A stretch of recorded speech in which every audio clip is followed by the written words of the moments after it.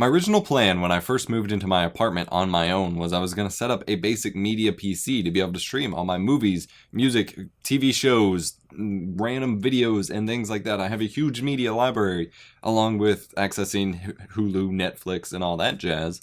And I've never really found the ideal setup. The PC that I was using shut down randomly, just on its own for whatever reason, and I've yet to diagnose what was actually wrong with it. The PS3 doesn't do everything that I want it to do. The Xbox One does, but then I can't play games in here, so never had the right solution, especially since my television is going on 8 years old and does not have smart technology built into it.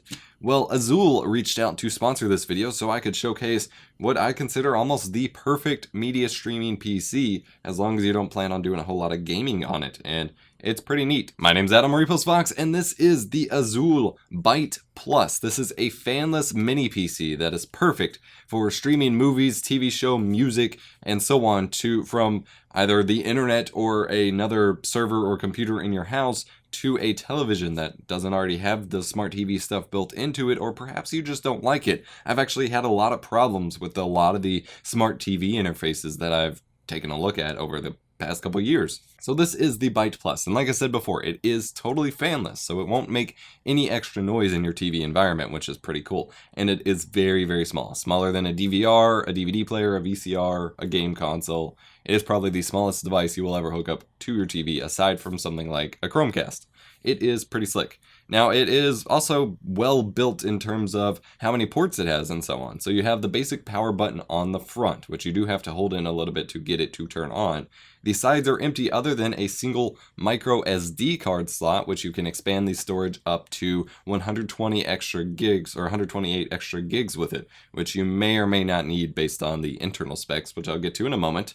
Then on the back, you have quite a bit. You have the DC power input, and it's just a basic power brick. It's fairly simple. You have, for video, you have both an HDMI and a VGA port, and you can actually use it as a dual monitor setup if you're using it as a very, very basic PC. Or otherwise, you can just use the HDMI port to stream to your television. You have a headphone or 3.5mm headphone audio jack, or you just use the HDMI out if you're running it to your TV or entertainment center. For hooking things up, you actually have 3 USB ports. 2 are USB 3.0, which could be great for hooking up external hard drives for adding extra storage or just running your music or movies or TV shows straight off of the hard drives if you don't have a separate streaming server PC set up.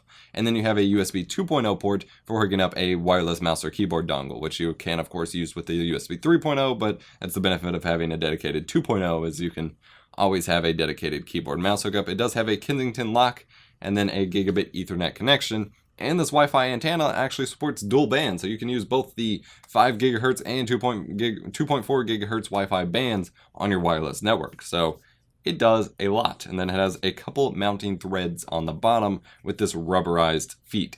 It's also made of a very hard metal, and this case acts as the heat dissipation because, like I said, it is totally fanless, which means that if you use it for very long periods of time doing some heavy media playback or trying to play some games or something, it will get quite warm to the touch, and it does say on the warning sticker to be careful if touching it after long use, but that means it stays totally silent no matter what you're doing in your television environment. You don't have to worry about any extra fan noise, which most game consoles actually contribute on their own. That means it takes up a lot less space and uses quite a bit less power. Internally, you can either get 2 GB or 4 GB of RAM, 32 gigs or 64 gigs of eMMC flash memory storage, which is why I mentioned the micro SD and the hard drive thing before.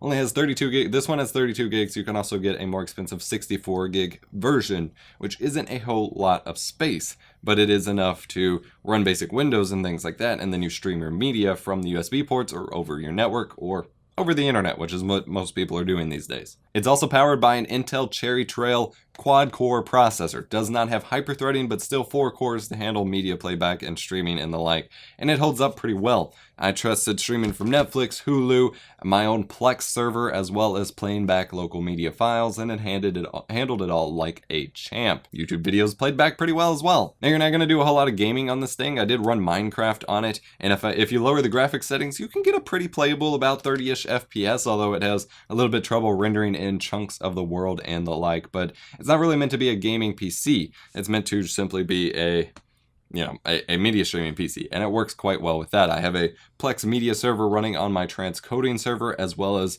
my online streaming accounts, as well as I just copied some files over to it, and no hiccups I determined. Like this is exactly what I wanted out of all of my various attempts at setting up a media streaming PC in my bedroom setup. And I don't know if I mentioned this, but this is all running a complete legit version of Microsoft Windows 10. Not like an RT version or any crazy limited version like that. A full desktop copy. You can download and install programs, download and install games.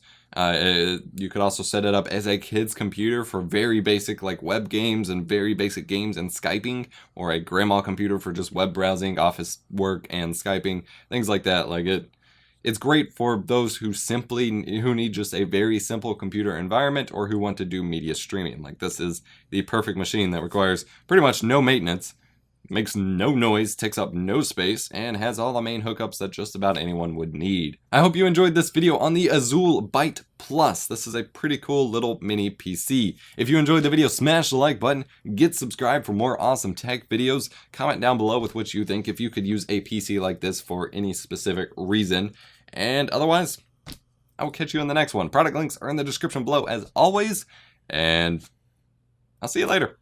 I also want to take a moment to give a huge thanks and shout out to our recent Patreon subscribers. Without you guys, these videos would not be possible, and I thoroughly appreciate your help. Visit patreon.com/EposVox to learn more.